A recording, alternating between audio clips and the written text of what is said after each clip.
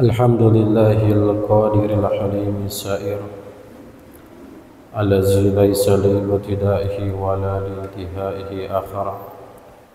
أحمده سبحانه وتعالى وأشكره على جميع نعمه ما دام الليل والنهار.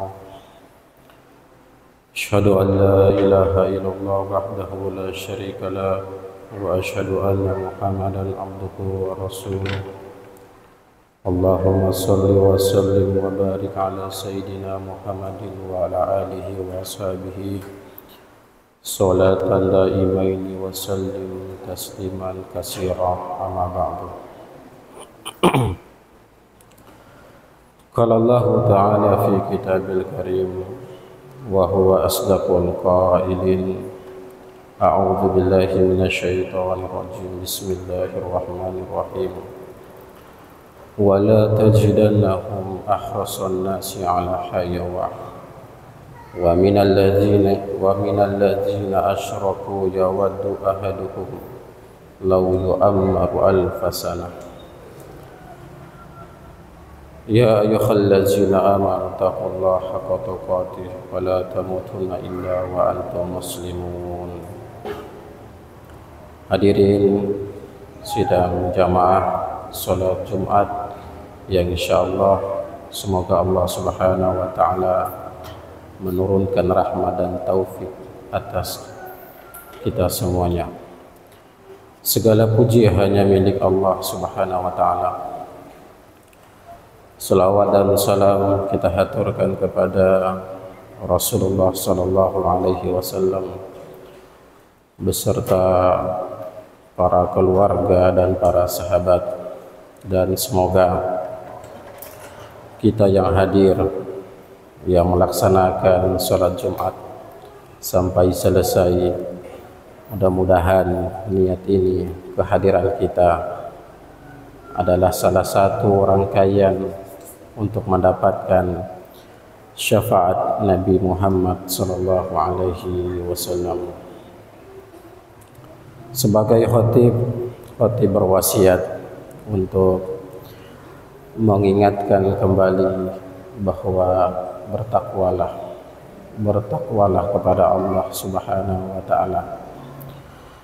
Jangan sampai Allah Subhanahu wa taala melepaskan pakaian keislaman kita. Jangan sampai Allah Subhanahu wa taala mencabut keislaman kita ketika kita hendak akan meninggalkan dunia ini. Karena arti dari Islam itu adalah salamah, yaitu selamat. Dan mereka yang telah berstatus sebagai seorang muslim yang berKTP Islam, sesungguhnya dia telah memegang tongkat untuk memudahkan ia untuk masuk ke dalam surga. Tinggal perlu dipertahankan, tinggal perlu ditingkatkan, dan cara meningkatkan keislaman itu adalah hanya dengan ketakwaan, hanya dengan memperbaiki ketaatan kita kepada Allah Subhanahu wa taala. Hadirin sidang jamaah Jumat yang insyaallah yang dimuliakan oleh Allah Subhanahu wa taala. Salah satu perintah yang Allah Subhanahu wa taala sampaikan kepada kita adalah bagaimana agar kita semuanya bisa menghabiskan sisa-sisa umur kita hanya untuk mengabdikan diri sepenuhnya kepada Allah Subhanahu wa taala. Di dunia ini tidak ada istilah santai, karena semua waktu yang berputar itu akan menjadi catatan-catatan yang terbaik atau sebaliknya. Semua yang kita lakukan ini tidak akan terlepas dari pertanggungjawaban, karena semuanya akan bersaksi di hadapan Allah Subhanahu wa taala. Jangan kira ketika kita berbicara, ketika khatib sedang di atas mimbar, jangan kira kita tidak menganggap bahwa hal itu akan terlepas dari pertanyaan-pertanyaan ketika kembali kepada Allah. Semuanya itu akan berbicara nanti. Semuanya itu akan menjadi saksi nanti. Oleh karena itu, kitalah yang akan memilih apakah sisa waktu ini akan menjadi mulia atau sebaliknya, atau kitalah yang membuat waktu ini terhina. Dan itu semua itu pilihan ada pada kita semuanya, hadirin. Tinggal kita yang menentukan. Allah Subhanahu wa ta'ala mengingatkan dalam Al-Quran tentang perilaku-perilaku kita yang hari ini yang kita lakukan. Kata Allah, in ahsantum ahsantum wa in asa'tum falaha. Apapun yang kita lakukan di dunia ini selama kita masih hidup, hakikatnya akan kembali untuk kita, bukan untuk Allah. Jadi perlu kita pahami, semua akses kehidupan, semua akses perilaku, semua akses akhlak, semua akses pekerjaan yang kita lakukan sejatinya nanti itu akan kembali kepada kita. Makanya Allah Subhanahu wa ta'ala menyebutkan dalam Al-Quran, wa ma khalaqtul jinna wal insa illa liya'budun. Orang yang bahagia itu adalah orang yang menghabiskan sisa umurnya untuk beribadah. Dan perlu kita pahami, ibadah itu bukan hanya sekedar salat, tidak. Tapi meninggalkan larangan Allah itu adalah ibadah. Meninggalkan larangan Allah itu adalah ibadah yang tertinggi di hadapan Allah. Ketika dia mampu meninggalkan larangan Allah di setiap waktu yang bergulir untuknya, maka itu akan terhitung sebagai hasanah. Allah Subhanahu wa ta'ala menyebutkan dalam Al-Quran, man jaa bil hasanah falahu asyru amsalihha. Jadi waktu yang terlewatkan dengan catatan-catatan amal soleh itulah, waktu itulah yang akan mengangkat derajat kita di hadapan Allah Subhanahu wa ta'ala. Oleh karena itu jamaah, surga itu tidak diperuntukkan bagi orang yang kaya, dan surga itu tidak diperuntukkan untuk bagi orang yang miskin, tidak. Tetapi surga itu diperuntukkan bagi mereka yang bertakwa. Inna salati wa nusuki wa mayahya wa mamati lillahi rabbil alamin. Hadirin jamaah yang dirahmati oleh Allah Subhanahu wa ta'ala, ada yang perlu kita pahami dalam hidup ini, karena salah satu tanda-tanda nampak yang sudah jelas, yang sebagaimana Rasulullah sallallahu alaihi wasallam sebutkan, semakin nampak dekatnya hari kiamat, maka satu persatu yang disampaikan oleh Rasulullah sallallahu alaihi wasallam itu telah nampak di hadapan kita.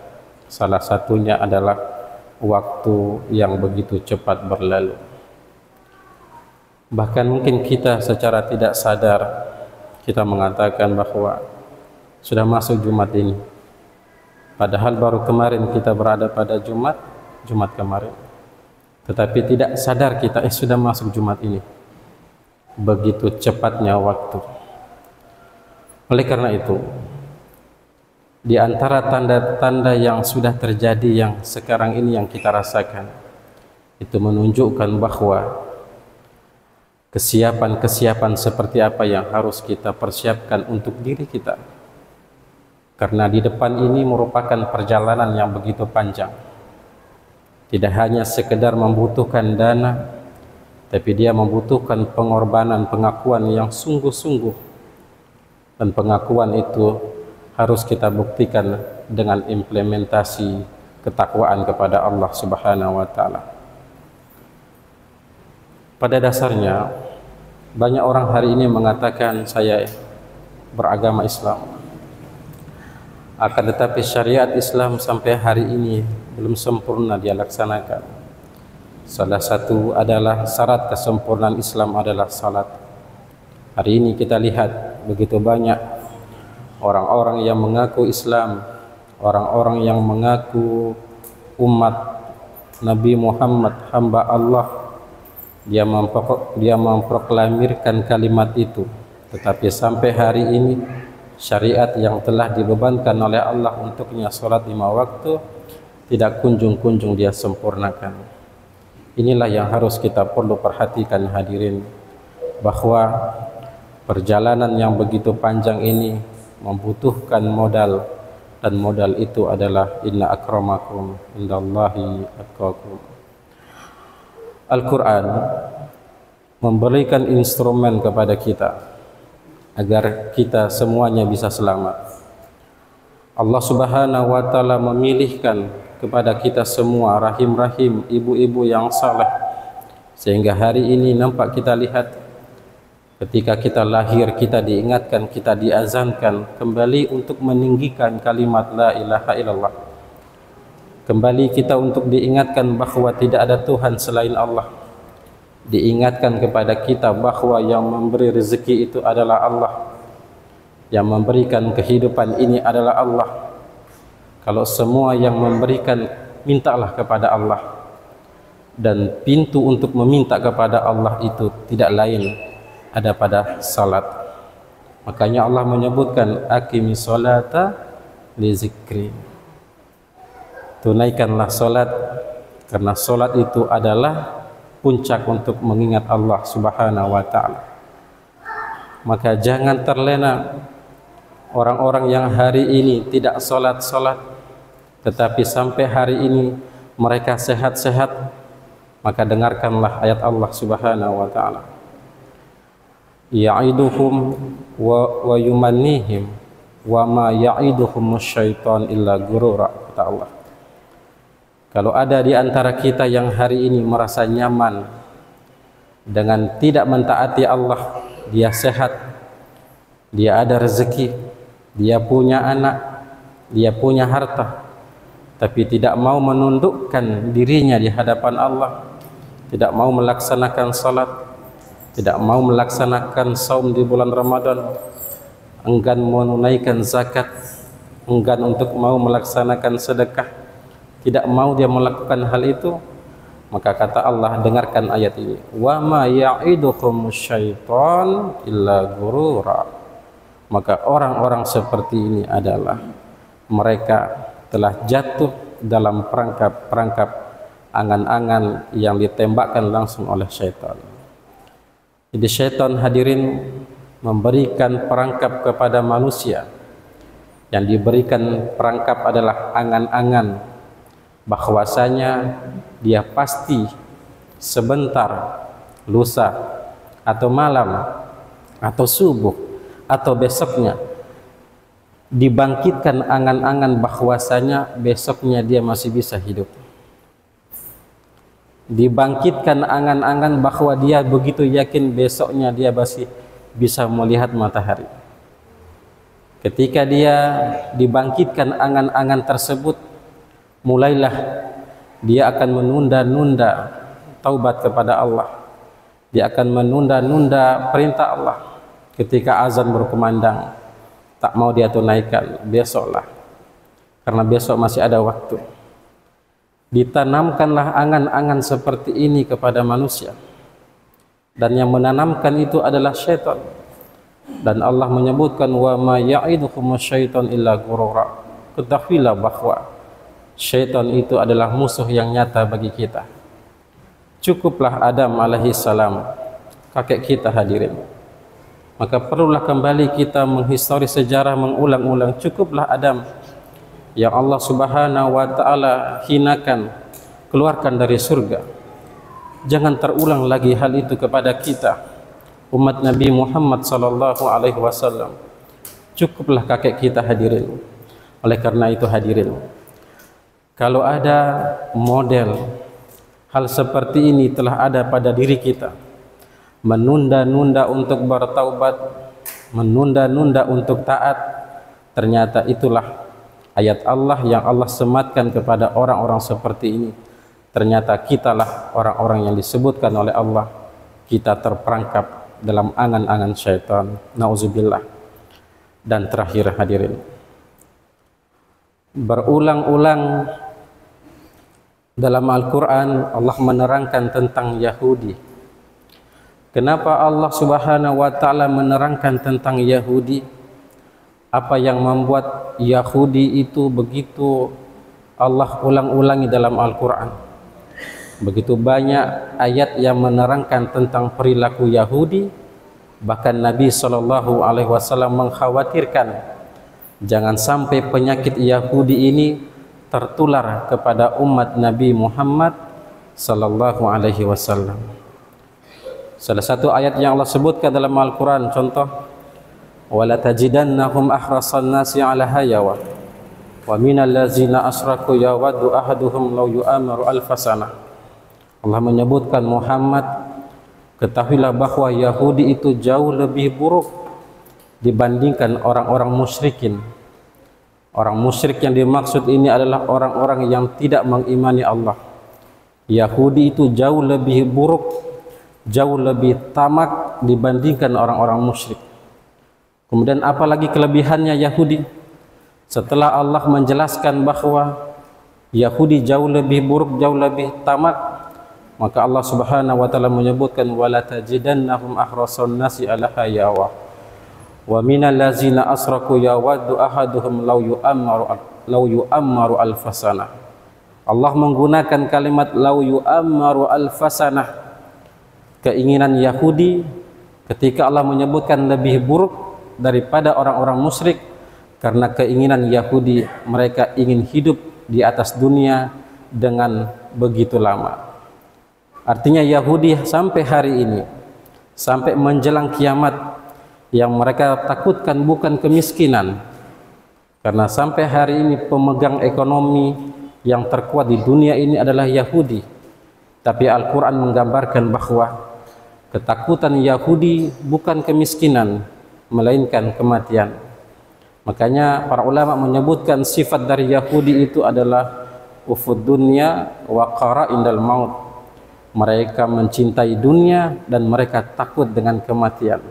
Hari ini Rasulullah mengkhawatirkan jangan sampai sifat penyakit Yahudi ini tertular kepada umat Nabi Muhammad SAW. Cukuplah Yahudi yang Allah hinakan, cukuplah Yahudi yang Allah Subhanahu wa ta'ala terangkan dalam Al-Quran adalah sebagai kaum yang terburuk. Jangan sampai kita, umat Nabi Muhammad adalah umat yang mulia, tetapi hanya karena penyakit Yahudi itulah yang membuat kita justru lebih terhina di hadapan Allah. Apa kesimpulannya? Penyakit Yahudi adalah mereka begitu cinta dengan dunia. Jangan sampai kita yang hadir di tempat ini begitu cinta dengan keluarga kita sampai lupa mendidik mereka dengan agama. Jangan sampai kita yang hari ini yang sudah menjadi ayah begitu sayangnya kepada anak, tetapi tidak bisa mendidik anak kita untuk salat 5 waktu. Jangan sampai hari ini kita yang telah menjadi pejabat, yang telah diberikan amanah oleh Allah, hari ini tidak menjadikan amanah itu untuk menegakkan kalimat Allah Subhanahu wa ta'ala. Jangan sampai hari ini ketika diberikan kesehatan, justru sampai detik ini kita masih menunda-nunda untuk bertaubat kepada Allah.